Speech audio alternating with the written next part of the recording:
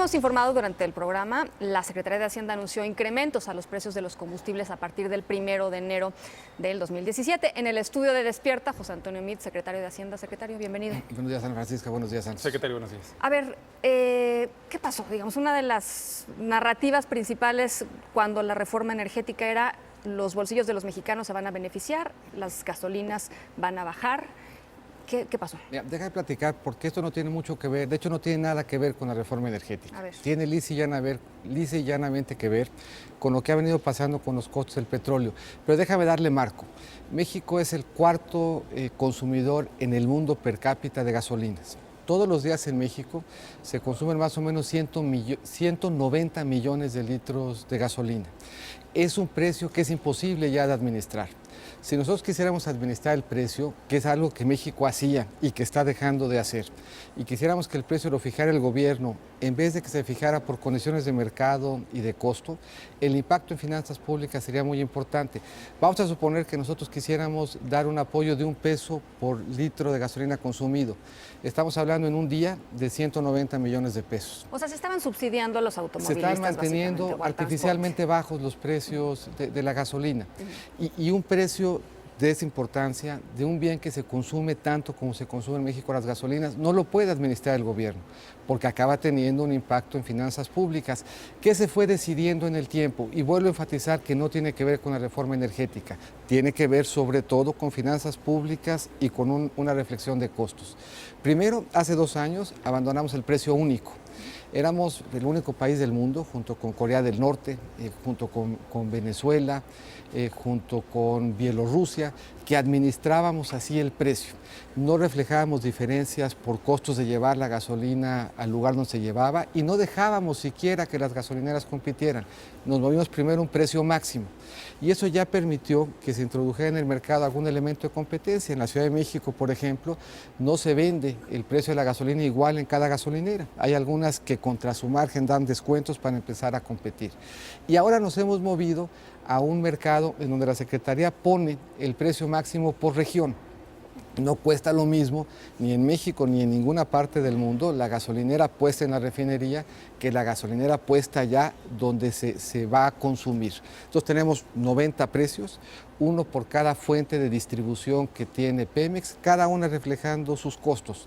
¿Por qué al tiempo de hacer eso el precio de la gasolina sube? Lisa y llanamente porque subió el costo del petróleo. Te doy 3 datos y con eso empezamos un poco el diálogo porque ya tendríamos marco. Respecto de enero del año pasado, el precio del petróleo subió 67%. Respecto de febrero, el precio en donde el precio del petróleo fue el menor en el año, subió 75%. Y respecto de septiembre último, subió 17%. Si nosotros hubiéramos querido mantener nuestro precio artificialmente bajo, el costo en finanzas públicas hubiera sido muy importante. De hecho, 1 de cada 5 pesos históricos de todo lo que México debe en requerimientos financieros del sector público se explica por decisiones en el pasado reciente de mantener artificialmente bajo el precio de gasolina. No teníamos ya capacidad de hacerlo. Ahora, lo que sí se decía, digamos, durante las discusiones de la reforma energética y cuando se presentaron los logros, cuando se presentó la reforma energética, era que iban a haber más inversiones, que estas inversiones iban a implicar mejor almacenamiento, mejores líneas de conducción, mejor infraestructura, en fin, y que esto eventualmente sí iba a implicar. Y eso sigue siendo cierto en 2 sentidos. Primer sentido, esta licitación última que tuvo lugar, la 1.4, que implicó un valor de inversión de 40,000 millones de dólares, es la licitación más importante que se haya hecho en la historia del sector energético en el mundo y va a implicar para el país, solamente en esos campos, 40,000 millones de dólares de inversión con el consecuente ingreso de divisas, generación de empleo e inversión. ¿Qué pasa desde el punto de vista de la inversión en almacenamiento, en ductos, en más gasolineras? En México tenemos 11,000 gasolineras, la mitad de las que se tienen en América Latina, la mitad de las que se tienen en Europa, la cuarta parte de las que se tienen en los Estados Unidos. Nadie iba a invertir ni en almacenamiento, ni en ductos, ni en gasolineras, si no tenía certeza de que el precio iba de veras a reflejar los costos que tenía, tanto la logística, como el costo de la molécula, el costo del petróleo que entra en la producción de gasolinas. Eso quiere decir que vamos a tener en México en el corto plazo tantos precios cuantas políticas comerciales tengan las gasolineras. Y habrá quien escoja bajar el precio para generar más tráfico, habrá quien escoja bajar el precio para ofrecer en estación de servicio otros espacios, pero lo fundamental es que el precio se va a mover conforme se van los costos y la competencia nos va a ayudar en seguridad energética, la competencia nos va a ayudar en que haya más gasolineras, que haya más calidad en las gasolineras y se estima que la flexibilización puede traer consigo más de 16,000 millones de pesos de inversión solamente este año, pero la flexibilización no tiene nada que ver con el precio, esto es, todo esto que estamos diciendo que va a implicar la reforma va a ser, como dicen los economistas, que todo lo demás constante, el precio sea mejor, pero si no se mantiene constante el costo, y en México como en el mundo, pues el costo irá fluctuando y el precio irá fluctuando, eso no está vinculado con la decisión de flexibilizar, sino con la decisión de no mantener artificialmente bajo el precio. Secretario, los combustibles son insumos básicos para la industria nacional. ¿Qué no va a impactar esto en el incremento de los costos de la industria, del comercio, en transporte y esto por ende en inflación? La gasolina por cuanto insumo en México sigue siendo muy competitiva. Si nosotros comparamos el costo de la gasolina en México con el del resto del mundo después del ajuste, es un poco más caro que en Texas, muy parecido a lo que cuesta en California, pero si nos comparamos con el continente, estamos a la mitad de lo que cuesta en Uruguay, de lo que cuesta en Cuba, estamos por abajo de lo que cuesta en Brasil o en Chile, estamos por abajo de lo que cuesta en cualquier país de Centroamérica. Esto es, México incluso con el ajuste se ubica dentro del orden de los países como uno de los países que vende la gasolina en condiciones más competitivas. Si hay un ajuste, habrá un ajuste de una sola vez, porque teníamos rezagado el reconocimiento del precio del petróleo. Nosotros dejamos de mover, porque el Congreso había puesto una banda en la que podía moverse el precio de la gasolina, dejamos de ajustarlo en agosto. De agosto para acá fue subiendo el precio. Entonces, este ajuste que hoy tenemos reconoce lo que mandataba el Congreso. A partir del 1 de enero se liberaba la banda, se ajusta en consecuencia conforme al costo y a partir de ahí empezará a subir y a bajar conforme empiece a subir y a bajar el costo de su insumo fundamental. La Coparmex ha dicho que bueno, pues este aumento en las gasolinas, sería iluso no pensar que el transporte de mercancías, todo esto lo que implica, podría haber un aumento de productos, de precios de productos. Mira, nosotros estamos en la mejor disposición de tener diálogo con Coparmex para buscar la forma de acompañarlos en sus esfuerzos, pero aquí lo importante señalar de nuevo es que no es una decisión de gobierno, que suba o que baje el precio de la gasolina, es una circunstancia del cambio en el precio de los insumos y de la imposibilidad que tendríamos de seguirlo manteniendo artificialmente bajo. Pongo el dato, decíamos al principio, un día que yo mantuviera el precio de la gasolina un peso por abajo de lo que me cuesta en un sentido integral, con todos los elementos que entran en la estructura de precios de la gasolina, me cuesta 200 millones. Un año que mantenga yo el subsidio en los pesos, me cuesta más o menos 70,000, 72,000 millones de pesos. Eso es casi el programa de Prospera. Es más que el programa del Seguro Popular. Entonces, no hay manera de que en finanzas públicas gravite ese impacto por una razón adicional. En el pasado se hizo, en el pasado se mantenían artificialmente bajos los precios con un gran costo, porque México tiene una plataforma petrolera mucho más grande y porque los excedentes que se generaron fueron mucho más importantes. Tuvimos años, hace 6 o 7, en donde el precio del petróleo se ubicó por arriba del que se había presupuestado en más de $35. Ni esa plataforma, ni esos excedentes hoy están presentes y lo que toca es ser responsable, lo que toca es cuidar las finanzas públicas, que es lo que va a ir anclando la circunstancia de nuestra economía hacia adelante. Lo decía el propio Banco de México. Frente a la decisión de mantener artificialmente bajos los precios y vulnerar finanzas públicas, era mucho mejor el cuidar las finanzas públicas, no mantener el precio artificialmente bajo, y eso le da a la economía mexicana muchos mejores elementos de certeza.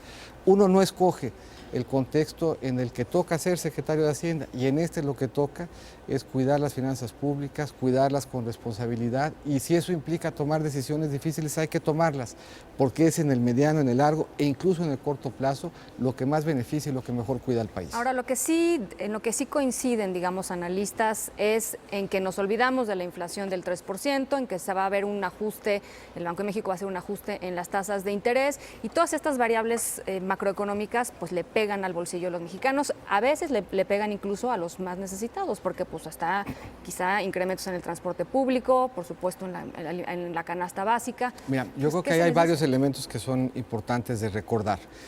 Por ejemplo, en lo que va de la administración, se han venido haciendo ajustes en los precios de la gasolina. De hecho, el costo del diésel, por ejemplo, ha aumentado casi 28% y no ha habido aumentos en el costo del transporte público. Y la razón por la que no los ha habido es porque hay un estímulo para el transporte público formal que le permite acreditar contra su pago de impuestos el IEPS que se cobra al diésel. Y eso quiere decir que ese elemento de apoyo al transporte público que estaba presente antes y que se mantendrá presente ha permitido absorber los incrementos en el precio de gasolina sin que impacte la estructura de precios del transporte público, por lo que no tendría por qué ¿Usted aumentar. cree que se podría mantener, digamos, Se ha eso? mantenido en el pasado justamente porque hemos mantenido y tenemos un esquema en donde le damos un apoyo al transporte público formal para que pueda acreditar contra su pago de impuestos el impuesto implícito en el caso del diésel. Y te doy un par de ejemplos más. Entre el 2006 y el 2012, el precio de la gasolina subió por año, en algunos años, entre 10 y 12%. Y durante todos esos años, un incremento similar al que estamos observando ahorita, la inflación se mantuvo anclada entre el 3 y el 4%. Y de hecho, ahora que empieza a subir y a bajar, el hecho de que el precio sea flexible y de que sepa el mercado que sube cuando sube el costo y baja cuando baja el costo, hace que el paso del cambio de precio-inflación sea menor, se vaya atenuando y sea además de una sola vez, porque lo que no implica cambio en la expectativa de inflación ni de mediano ni de largo plazo. ¿Seguimos importando gasolina? Sí, prácticamente la mitad de la que consumimos. De nuevo, siendo un país en donde en el mundo somos el cuarto que por persona consume más gasolina, una parte muy importante de ella es importada. Estos precios máximos regionales que van a estar vigentes del 1 de enero al 3 de febrero del 2017, van a haber después 2 semanas de ajustes. ¿Qué podemos esperar en esas 2 semanas, secretario? Un poco la idea es que nos vayamos moviendo a una circunstancia de normalidad en el precio de las gasolinas. Este primer mes lo mantenemos para empezar a probar. ¿Puede aumentar más o puede disminuir? Depende, pueden pasar las dos cosas. Okay. Puede pasar cualquiera de las dos, puede aumentar o puede disminuir, lo puede hacer por condiciones de costo, por condiciones cíclicas y eventualmente nos vamos a mover a que tengamos precios máximos diarios y eventualmente, ya hacia final del 2018, a que dejemos de tener precios máximos y que habremos migrado plenamente a un esquema en donde son las decisiones individuales, las de almacenamiento, transportación, la inversión que se vaya haciendo en nuestra infraestructura, la que determina el precio. Y regreso un poquito a esto porque es bien importante. Hemos visto ahora algunos episodios de escasez. Parte muy importante de esa escasez se explica porque por muchos años el modelo que teníamos en el sector energético era uno de un solo proveedor y las inversiones en consecuencia no tenían ni redundancia ni suficiencia. Entonces el día que teníamos mal clima en Tuxpan, como nos pasó, no podía uno bajar la gasolina de los barcos y eso nos generaba un impacto en el abasto. Ese tipo de cosas habrán de dejar de pasar conforme vayamos multiplicando las inversiones y los actores y pasemos de un mercado donde hay uno solo a uno donde hayan varios. Este anuncio que ustedes hacen, evidentemente se hace en un contexto en donde además está este asunto del desabasto. Las dos cosas no son, digamos, no son un buen escenario rumbo a... Son un escenario complicado que se está corrigiendo. El tema de abasto ya se ha corregido en buena parte de los estados donde lo hubo. Ahí hubieron temas de todo tipo, hubieron temas de desinformación. Por alguna razón, por ejemplo, en San Luis Potosí, donde seguro nos están escuchando, se corrió la versión de que no iba a haber gasolina por semanas y eso implicó que en un lapso muy breve se demandara el doble de las gasolinas que se estaban demandando. Eso se ha venido corrigiendo. Pemex ha aumentado su contratación de barcos, ha venido contratando y aumentando su contratación logística para tener más camiones, para tener más ductos. Ha venido reforzando la seguridad en los ductos, porque eso también nos impactó. La ordeña, ¿no? Y ha incrementado de la mano del Ejército y de la Marina en 62% el personal que está cuidando los ductos para que el tema de abasto no migre. Ese se va a resolver en estas horas, en estos días donde la siga habiendo y habremos de tener condiciones regulares ya en el transcurso pues, de este siguiente horas. Secretario, un mensaje a la sociedad mexicana con motivo de fin de año. ¿Qué diría Que usted? estamos cuidando las finanzas públicas, que estamos tomando las decisiones responsables que tenemos que tomar, que estamos moviéndonos hacia que el país preserve fortalezas en un entorno donde tiene incertidumbre y que estas decisiones difíciles que se han venido tomando, que van a abonar en que las finanzas públicas den elementos de certeza, van a cuidar a nuestra economía en los momentos y en la incertidumbre que habremos de tener. Yo espero que el año que entra sea un buen año, yo espero que el año que entra nos encuentre con esperanza y con unidad y que nos encuentre trabajando con responsabilidad, cuidando lo que es más importante, que es la estabilidad de nuestras finanzas públicas. Gracias, secretario, por estos minutitos.